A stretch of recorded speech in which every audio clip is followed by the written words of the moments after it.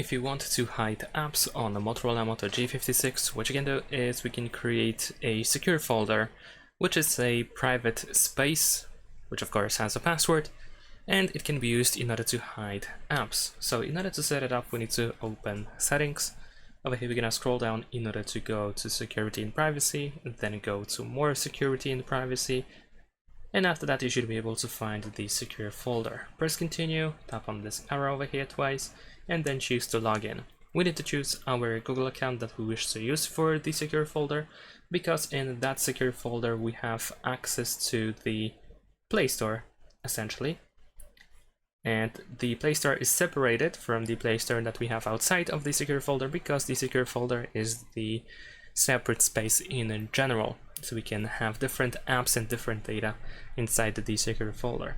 So now we can choose the password that you wish to have for the secure folder. I'm gonna choose a simple PIN code. Press next and then enter the password again in order to confirm. And there we go. We should be able to access our secure folder after that. We can also activate the recovery if needed. I'm gonna choose maybe later. We can also set up the fingerprint unlock. You can enable it if you have fingerprint sensor enabled on your phone, then you can turn it on for the secure folder as well. I'm gonna choose maybe later again. So how to hide apps now? Well, we have two options. You can either add an app that you already have on your phone.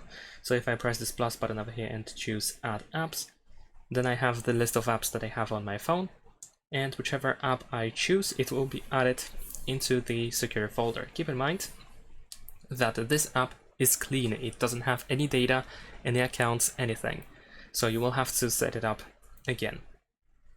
But whatever I do in this app over here will be different compared to the app that I have outside of it. So I can do, I don't know, like I can set it up in a different way, or in general just hide it like so. So in order to hide the app, to make the definition come true, we can just uninstall the app from here.